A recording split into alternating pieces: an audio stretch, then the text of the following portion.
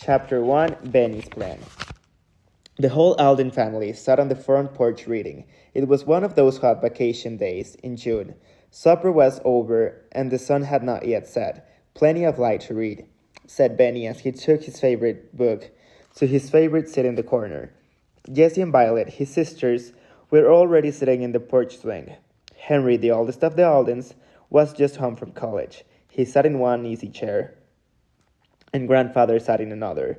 Suddenly, Grandfather looked up. Benny was not reading anymore. He was looking straight ahead, but he was not looking at anything. "What's the matter, Ben?" asked Mr. Alden. "I'm thinking," said Benny. He did not move. "What are you thinking about, old man?" asked Henry. "It seems to be important." "No, it isn't important," Benny said, but he did not go back to his book. "You might as well tell us," said his older sister, Jessie. "It must be interesting," Violet added. "Please, Benny." "Well," Benny said, "it's something Max said." "Oh, your friend Max," said Henry. "What did Max say?" "Well, it wasn't much," said Benny, "but it got me thinking. He said that we Aldens always seem to have an exciting time on vacation no matter where we go. Always some adventure." "Max was right," said Violet. "Yes," said Benny, looking at Violet. "I told Max he was dead right, but then he said he'd like to see us have any adventure if we went to his father's favorite town up on the northern coast. He said it was a tiny village with nothing there. He's sure we couldn't go there and have any adventures. He said even an Alden couldn't find anything exciting in a place." Mr. Alden was quick to read Benny's mind. He laughed and said, "So I suppose you want to go to this fishing village and try it?" Benny turned and looked at his grandfather and said, "Well," he said, you sound pretty interesting. I mean, I can imagine being dull anywhere, can you?" "No, Benny, I can't," said Mr. Alden. "This is not a family to have a dull time. It never was. How would you like to go there for a short time? There would still be half of the summer to go somewhere else." "Oh, I remember," said Jessie. "You had something all planned for this summer, Grandfather. It can wait." Mr. Alden said, smiling to himself. "It certainly would be fun to visit a dull town," said Jessie. "Is it right on the sea?" "Yes," said Benny.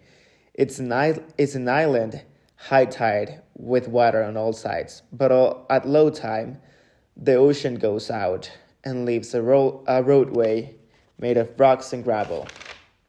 You can drive a car across or walk across. But the people don't go off the island very often, Max says. Just the summer visitors. And I guess there are not many of them," said Henry.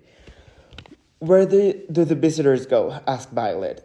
"There's only a place," Benny answered.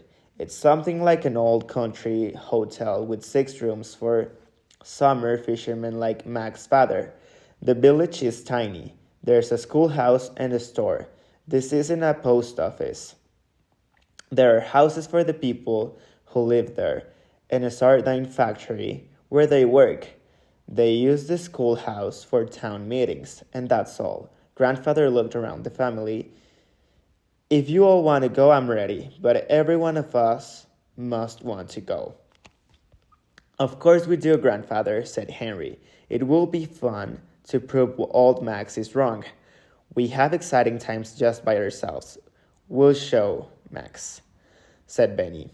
Henry added, "It would be interesting to study a village where people are so cut off from everyone else.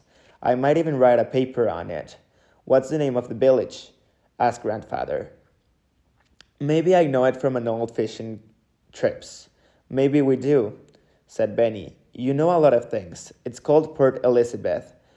Mr. Alden shook his head. "No, I don't know that name. We can look for it on the map. It can't be too far away." Violet ran into the house and soon came back with a book of maps. "You look it up," said Grandfather. "Here it is," cried Violet. "It must be very small. The name is in such fine strip. And there is an island. The only town near is North Post. Henry looked at the map. It looks like a Northport is about 30 miles away, he said. It must be a very small town, too. It's bigger than Port Elizabeth, though, Jessie said. We can probably buy things there. We can take some things with us, too, said Grandfather. Benny began to laugh. I even thought you would want to go to Mac's village, he said. I just want to help thinking about the surprise we'll have for Max. Neither can I, said Henry. Well, let Benny tell Max when we get home what a dull time we had. You seem to be very sure you will have an adventure, said Grandfather, his eyes twinkling. What happens if it's dull? Just as Max said. Let's try it anyway, Grandfather, said Jessie. If it's dull, we don't mind, Violet said. I'll take my watercolors. I love to paint to the sea. Harry winked at Benny and said, well, find something to do. We can always fish. Just a week later, Henry drove the station wagon into the fishing village of Port Elizabeth. The tide was out. It was exactly as Matt had said. There was the old hotel with 6 rooms, the schoolhouse, and a small store. They knew that the storekeeper, Mr. Fenton, owned the hotel. He had rented them 3 rooms by telephone. Shall we go to the store first? Asked Henry. Yes, I'm sure Mr. Fenton will have the keys. We can let him know we have arrived, Grandfather. I hope the beds are comfortable. Everyone was surprised when Mr. Fenton opened the door of the first room. They had not expected anything so pleasant. There were 2 comfortable beds. The floor was bare except for 2 handmade rugs near to the beds. Very good, said Mr. Alden, nodding his head at the storekeeper. I can see that we are going to enjoy this. It's lovely, said Violet. It's just for us. Now, said Mr. Fenton, I'm going to show you something I don't show all my guests. It's a kitchen. He opened another door at the end of the hall, and sure enough, there was a small kitchen. There was a large table in the middle of the room. The sink and the stove were old-fashioned, but the refrigerator looked new. There were cupboards full of dishes. It will be a pleasure to let you use it, Mr. Fenton said. There's no place to eat in Port Elizabeth, and you'd have to go to the Northport for your meals, and that's 30 miles away. Oh, aren't you kind? Cried Jessie. A kitchen like this, I just what I needed. Can you cook? Asked Mr. Fenton. They all can cook, even Benny, said Mr. Alden, laughing. I told them they can make something out of nothing. Good, said Mr. Fenton. I thought you people looked as if you could take care of yourself. I'm pretty good at guessing what people are like. Don't often make a mistake. That's why I show you the kitchen. Today we brought our own supper, said Benny. We didn't know about the kitchen. That's fine, said Mr. Fenton. You must be tired. You have a long drive. Maybe you'll go to bed early and start up again tomorrow. We'll just drive around and see the town first, said Mr. Alden. It won't take you long, said Mr. Fenton with a laugh. It's a very small place.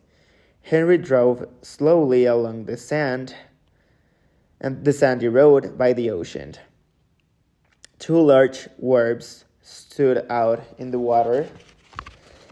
The sardine factory would be seen in the distance, but it was closed for the day. Some boats were tied up there. Beyond the factory was a high cliff, and on top was a very large and beautiful old house. I wonder who lives in that house, said Benny. Isn't it huge? Must be a big family. I guess there are 20 rooms. It looks to me like an old family mansion, said Grandfather. It is certainly not new. The house seems to be close too. It was not, but the Aldens did not know that until later.